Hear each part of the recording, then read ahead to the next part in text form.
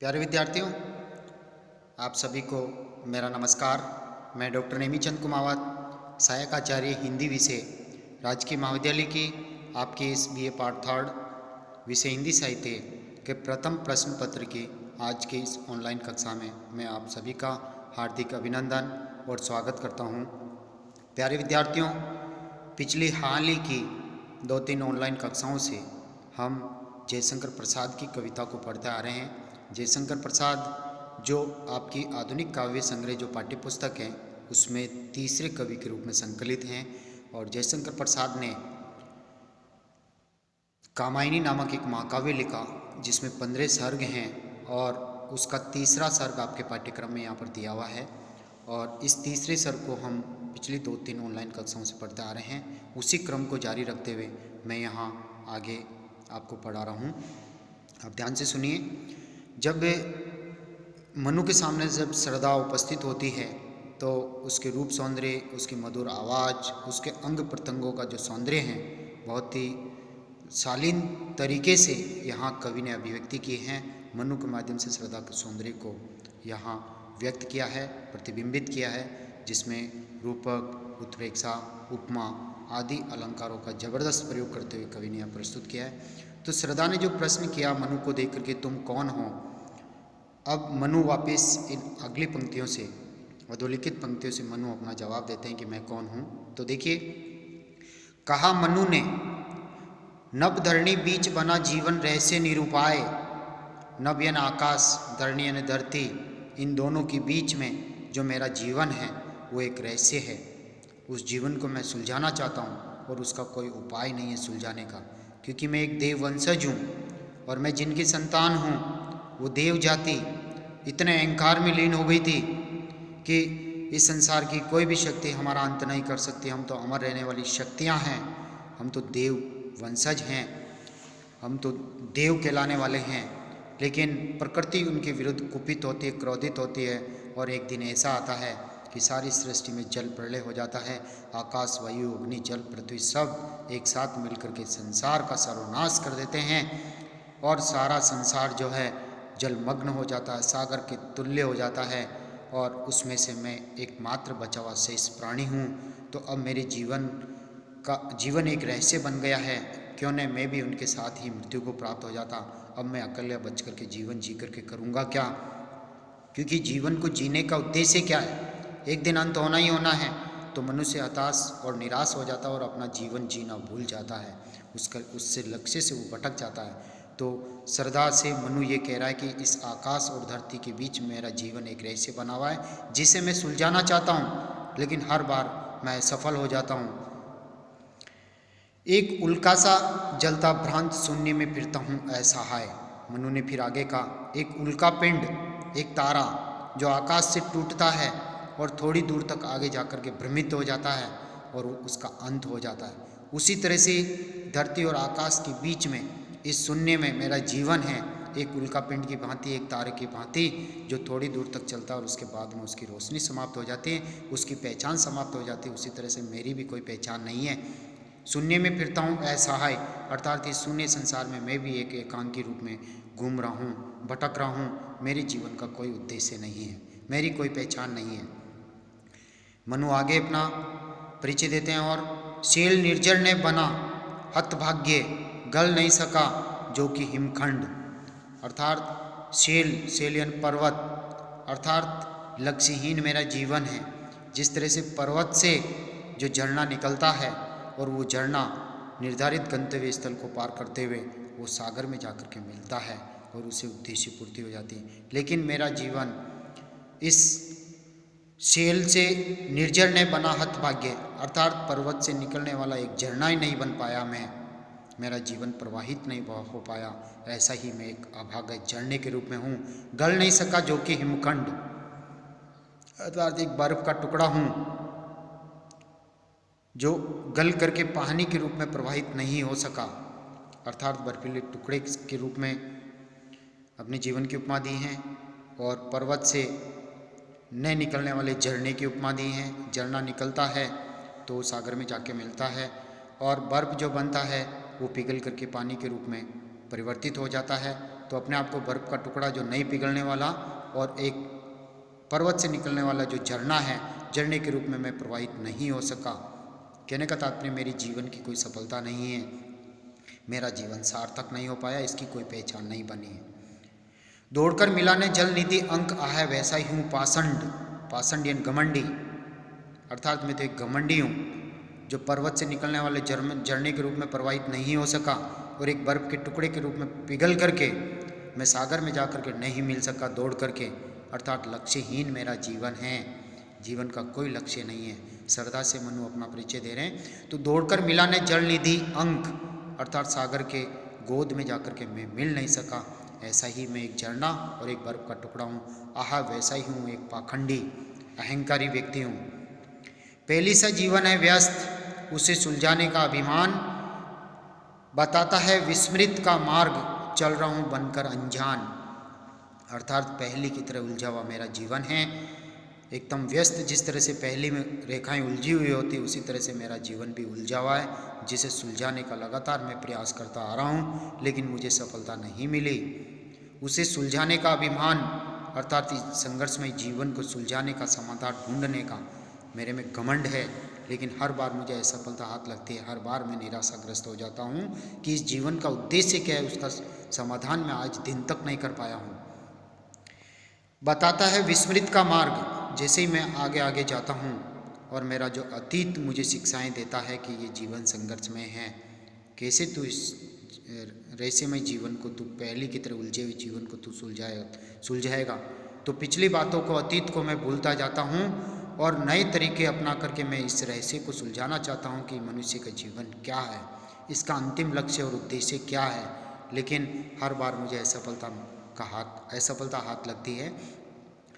तो बताता है विस्मृत का मार्ग, चल रहा हूँ बनकर अनजान, इसलिए मैं अनजान बन करके इस संसार पथ पर, इस निर्जन एकांत में भटक रहा हूँ, लेकिन मुझे कोई भी लक्ष्य हासिल नहीं हुआ, किसी भी कार्य में मुझे सफलता प्राप्त नहीं हुई है।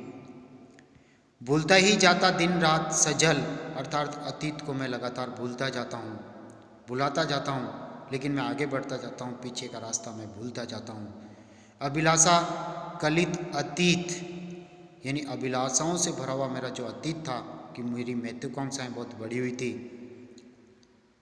कलित यानी जो दुख देने वाला अतीत, अतीत ने यानी बीते हुए समय ने मुझे बहुत दुख दिए हैं, बहुत कष्ट दिए हैं।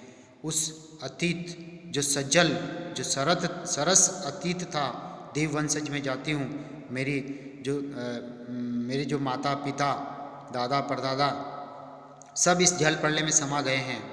मैंने बहुत मनोकामनाएं की थी, सुंदर सुंदर कल्पनाएं की थी, लेकिन उन सुंदर कल्पनाओं का वह अतीत, भोग विलास का वह अतीत, सुखद क्षण, उनको मैं रात और दिन भूलता ही जाता हूँ, लेकिन बार बार वो मेरी स्मृति में ताज़ा हो जाते हैं वो क्षण, और आगे के जीवन के मेरे लक्ष्य को भटका देते हैं। उनसे मुझे सीख मिलती है कि जीवन संघर्ष की कहानी है, कब तक तू इसका समाधान इसी तरह करता रहेगा। फिर मनु आगे जवाब दे रहे हैं, बड़ा हरा तिमिर गर्भ में नित्य दीन जीवन का यह संगीत, क्या कहूँ क्या हूँ मैं उद्भ्रांत विवर में नील गगन के आज। अर्थात कहने का तात्पर्य विवर यानी छिद्र, नील गगन यानी आकाश। जिस तरह से आकाश में कोई छेद होकर के उसमें से कोई वस्तु नीचे गिर जाती है और वो भटकती हुई पृथ्वी तल तक नहीं पहुंच पाती है, या उसका कुछ अंश ही पृथ्वी तक पहुंचता है, यानी मेरा जन्म विधाता ने किया है। आकाश मार्ग से एक छेद में से होते हुए मैं पृथ्वी तल पे आया हूँ, लेकिन मैं आज दिन तक भटक रहा हूँ। मेरे जीवन का कोई स्थिर लक्ष्य नहीं बना है कि मैं इस लक्ष्य में पूर्णतः सफल हो गया, ऐसा आज तक मेरे साथ कोई साबित नहीं हुआ। बढ़ा रहा तिमिर गर्भ में, लगातार मैं अज्ञात अंधकार में बढ़ता जा रहा हूँ। जिस तरह से आकाश के छेद से गिर करके कोई वस्तु लगातार घने अंधेरे में लिपट जाती है, उसी तरह से उसकी कोई स्पष्ट पहचान नजर नहीं आती है। तो नित्य दीन जीवन का, अर्थात मुझे सफलता नहीं मिली, इसलिए ये मेरा जीवन दीनहीन असहाय है।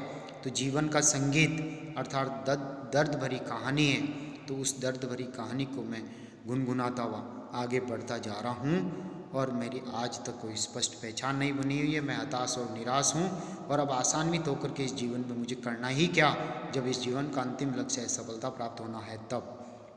वायु की भटकी एक तरंग, शून्य का उजड़ा सा राज, यानी जैसे कोई वायु की तरंग जिस तरह से बवंडर उड़ता है और उस समय हवा का एक झोंका उससे अलग होकर के थोड़ी सी दूर से जा कर के अपने अस्तित्व को मिटा देता है, उसी तरह से मैं भी देववंशज बची हुई एक जाति हूँ।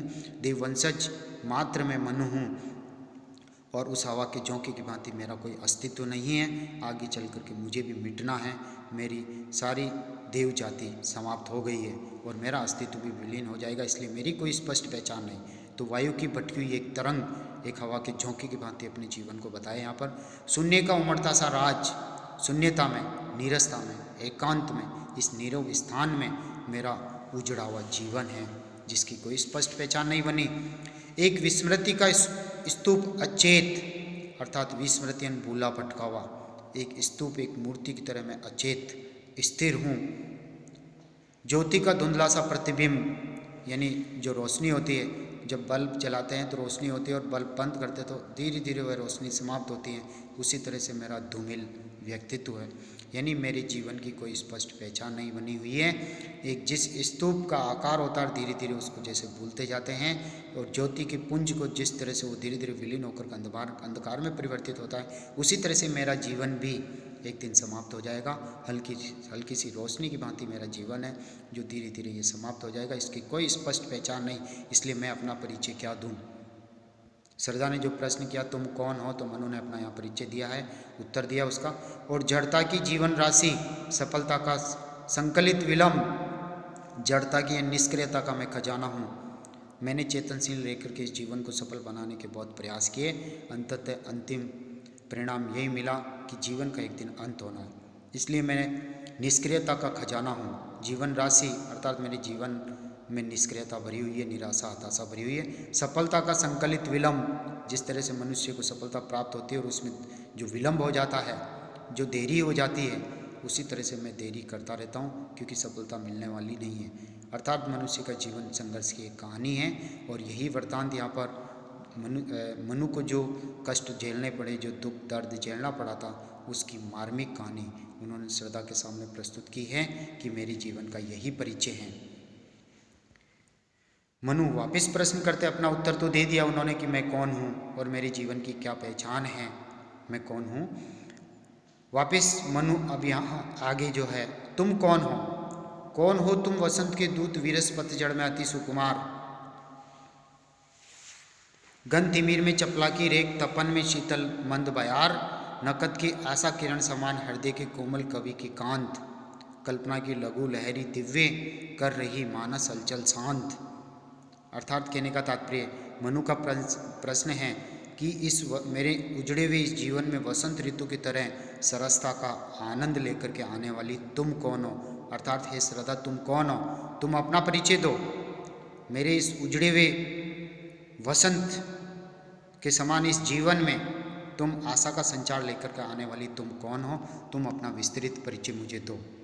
तो यहाँ मनु प्रश्न कर रहे हैं, देखिए कौन हो तुम वसंत के दूत, अर्थात कहने का तात्पर्य वसंत ऋतु में जब मोर, पपैये, कोयल आदि वसंत ऋतु का आगमन की सूचना देते हैं और पूरी प्रकृति में पतझड़ हो जाता है और वसंत ऋतु का सौंदर्य जिस तरह से संवरता है, पतझड़ होने पर ठूंठ पेड़ रह जाते हैं, जिसका सौंदर्य नहीं होता वो सौंदर्यहीन हो जाते हैं। लेकिन वसंत ऋतु का आगमन होता है तो उसमें कोंपलें आती है, उसके बाद में पुष्प खिलते हैं, भ्रमर गुंजार करते हैं, कोयल, मोर, पपैये सभी आनंद मग्न होकर के आसपास के वातावरण को गुंजायमान कर देते हैं। तो मनुष्य का जो मनु का जो जीवन है जल पड़ने के उपरांत वो एक तरह से उजड़ चुका था, उसके सारे संगी साथी सब जल प्रलय में समा गए थे, देववंशज जाति समाप्त हो गई थी। आकाश, वायु, अग्नि, जल, पृथ्वी ने इस मानव जाति के खिलाफ होकर के जल प्रलय रचा दी थी।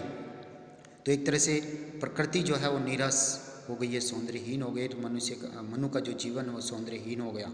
इसलिए कवि ने यहाँ बहुत बड़ी कल्पना की है कि मेरे इस उजड़े हुए, इस सुनसान, एकांत, हताश, निराश इस जीवन में तुम वसंत की दूत बन करके, यानी नीरस जीवन में तुम अत्यंत सरसता लेकर के आने वाली तुम कौन हो।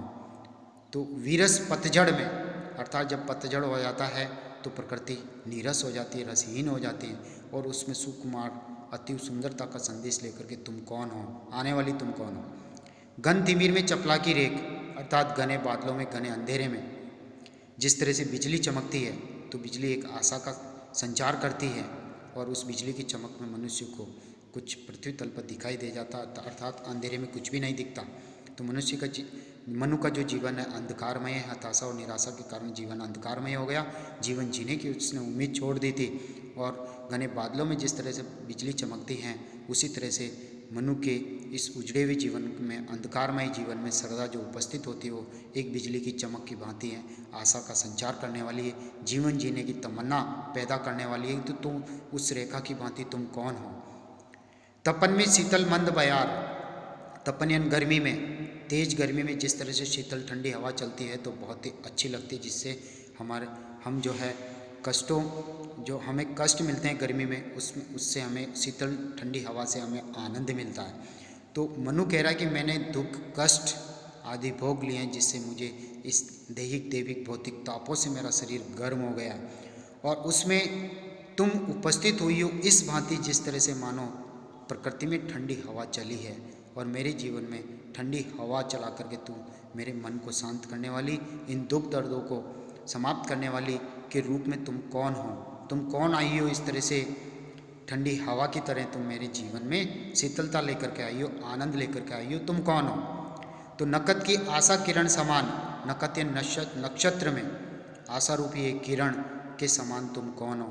हृदय के कोमल कवि के कांत, अर्थात मेरे हृदय में सुंदर आकर्षक छवि के रूप में तुम उपस्थित हुई हो, एक सुंदर कल्पना के रूप में तुम उपस्थित हुई हो। मैंने कल्पना की थी सुंदर नारी की, उसी यानी मेरे हृदय के भाव जितने कोमल है उसी कोमलता के रूप में तुम कोमल मूर्ति के रूप में, कामिनी के रूप में, एक यौवनवती सुंदर स्त्री के रूप में तुम मेरे सामने आई हो, जो मेरे इस हृदय में एक आशा की किरण जगा रही हो। तो तुम कौन हो? कल्पना की लघु लहरी दिव्य कर रही मानस हलचल शांत, कहने लगा कहने आगंतुक व्यक्ति मिटाता उत्कंठा से विशेष दे राहो कोकिल सानंद सुमन को जो मधुमेह संदेश। तो कहने का तात्पर्य कल्पना की लघु लहरी दिव्य, यानी जब हम कल्पना करते हैं तो उसकी छोटी सी लहर जो धीरे धीरे महान हो जाती है। कर रही मानस हलचल शांत, अर्थात मेरे हृदय में उठने वाली भावनाओं को शांत करने वाली तुम कौन हो? मैंने कल्पना की थी छोटी सी लहर की और वो लहर दिव्य रूप धारण कर लेती है और उसी तरह से तुम एक मेरे हृदय की भावनाओं को शांत करने वाली सम्मोहक मंत्र की भांति तुम उपस्थित हुई। तो तुम कौन हो? तो लगा कहने आगंतुक, अर्थात फिर श्रद्धा का कथन है। जब मनु ने प्रश्न किया तुम कौन हो मेरे इस उजड़े हुए इस वन प्रदेश में एक वसंत ऋतु का आगमन करने वाली, सरसता का संचार करने वाली, इस जीवन में हताश निराश इस संघर्षमय जीवन में तुम एक सरसता का संचार करने वाली तुम कौन हो? तो यहाँ से श्रद्धा जो है अपना उत्तर देती है कि मैं अपना परिचय देती है कि मैं कौन हूँ। तो प्यारे विद्यार्थियों, जो श्रद्धा का जो कथन है, जो अपना परिचय देती है, यहाँ से हम अगली ऑनलाइन कक्षा को पढ़ेंगे। तब तक के लिए धन्यवाद। जय हिंद, जय भारत।